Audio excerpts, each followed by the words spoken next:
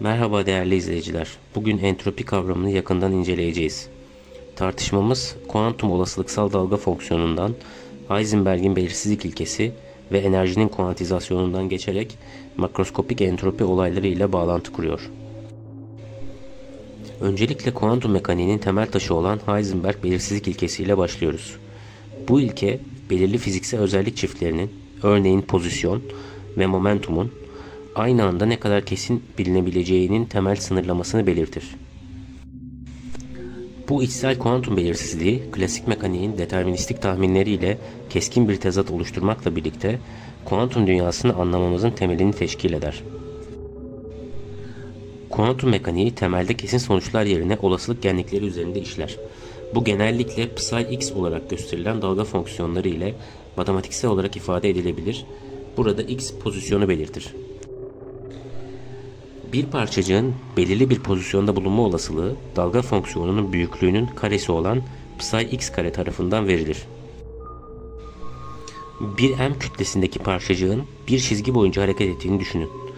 Onun pozisyonu x, l uzunluğunda bir aralık içinde ve onun hızı v, eksi v max artı v max aralığı içinde sınırlıdır. Parçacığın durumu onun dalga fonksiyonu psi x ile tanımlanabilir.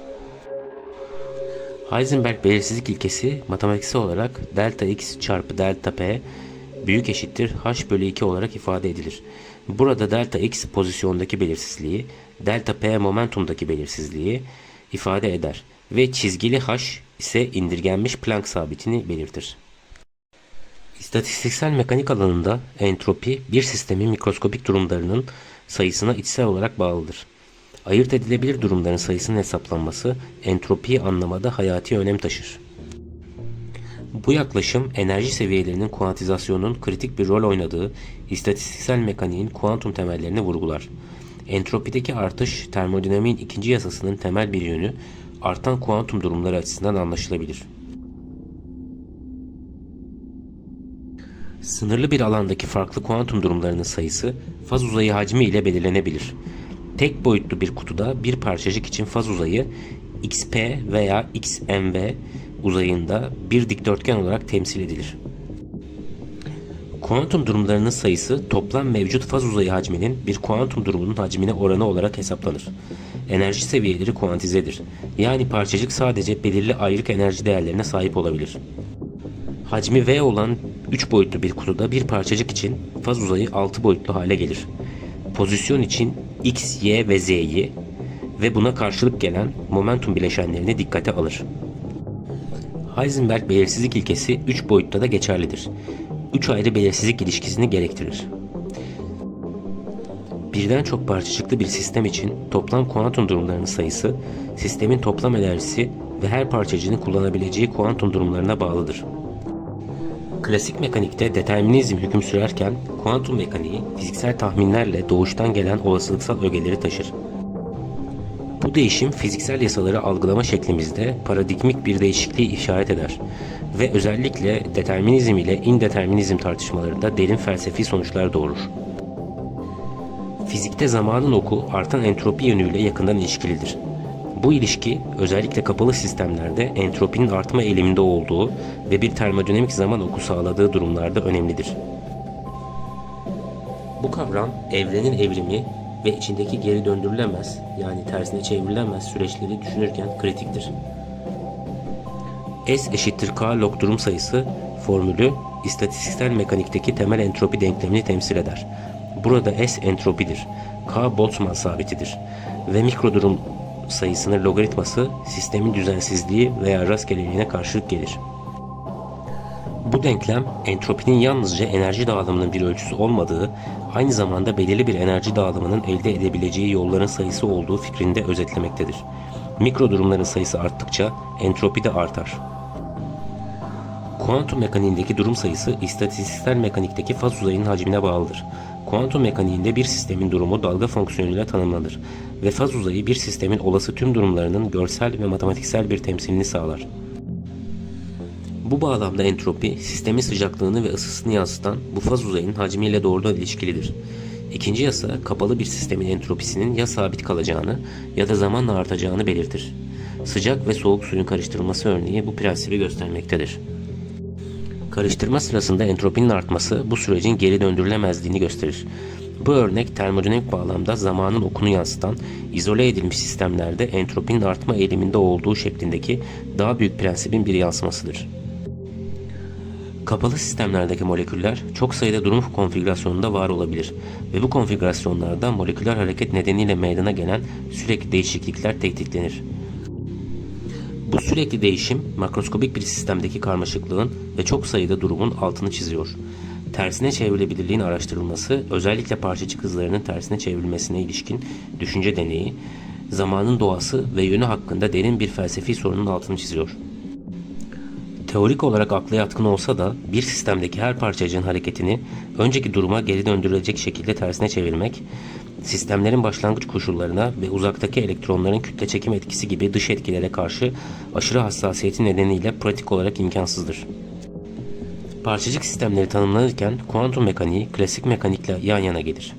Klasik mekanik parçacıkları dış etkileşimi olmayan izole varlıklar olarak ele alırken kuantum mekaniği parçacıkların karmaşıklığını ve birbirine bağlılığını kabul eder. Bu ayrım klasik mekaniğin karmaşık sistemleri tanımlamadaki sınırlamalarını ve daha doğru bir temsil için kuantum mekaniğinin gerekliliğini anlamak açısından çok önemlidir. Yeterli zaman verildiğinde bir sistemin olası tüm enerji durumlarından geçeceğini belirten ergodik hipotez, termodinamikteki istatistiksel yaklaşımın temelini oluşturur ve sistemlerin nasıl geliştiğini anlamanın anahtarıdır. Bununla birlikte bir sistemin kendiliğinden yüksek düzeyde düzenli bir duruma geri dönme olasılığı son derece düşüktür. Bu, büyük sistemlerde entropide önemli azalmaların istatistiksel olarak olasılık dışı olduğunu yansıtır. Kaotik sistemlerde entropi ve öz örgütlenme arasındaki karmaşık ilişkiyi incelerken temel fiziğin evrendeki düzen, rastlantısallık ve karmaşıklığın doğası hakkındaki felsefi araştırmalarla kesiştiği bir alana giriyoruz.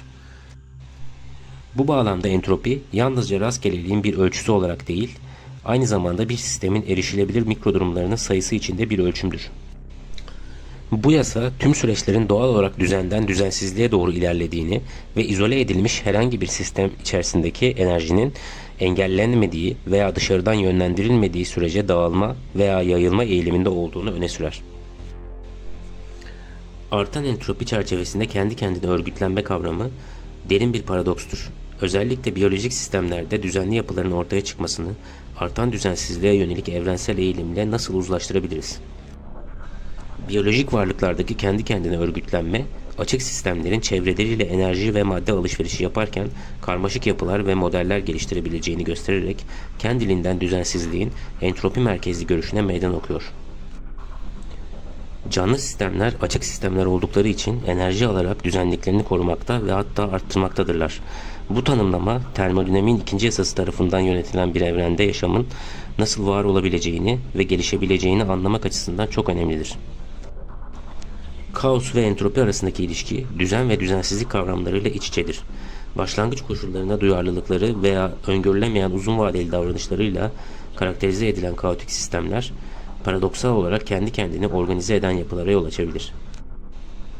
Bu fenomen, oldukça organize ve karmaşık yapıların, görünüşte kaotik moleküler etkileşimlerden ortaya çıktığı DNA replikasyonu ve protein sentezi gibi biyolojik süreçlerde açıkça görülmektedir. Kendi kendine organizasyon kavramı özellikle katalitik reaksiyonlar ve geri bildirim mekanizmaları bağlamında cansız sistemlere de uzanır.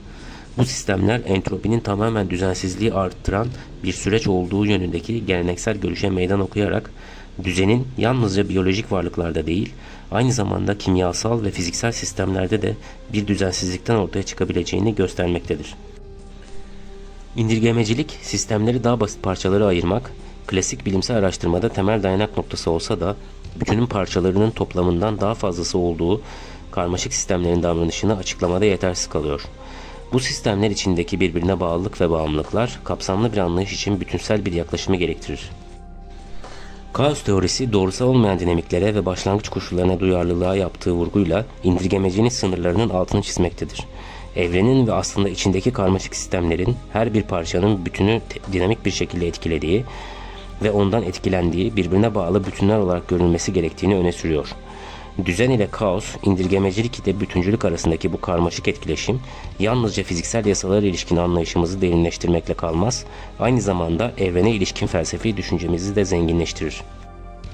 Bu bağlamda karmaşık sistemleri açıklamada indirgemeciliğin sınırlarını kabul ettik ve bütünsel bir yaklaşımın önemini vurguladık. Termodinamiğin ikinci yasasının düzensizliğe doğru evrensel bir eğilim olduğunu öne sürmesine rağmen çevreleriyle enerji ve madde alışverişi yapan açık sistemlerde karmaşık yapıların ve modellerin ortaya çıkabileceğini gösterdik. Kaos ve entropi arasındaki ilişkiyi ve kaotik sistemlerin nasıl düzenli yapılara yol açabileceğini araştırdık. Sonuç olarak kuantum mekaniği ile termodinamik arasındaki bağlantı evrenin karmaşık dokusunu tanımlar. Bu kavramlar felsefi sorgulama içinde verimli bir zemin sağlamaktadır. Bir dahaki görüşmemize kadar hoşça kalın.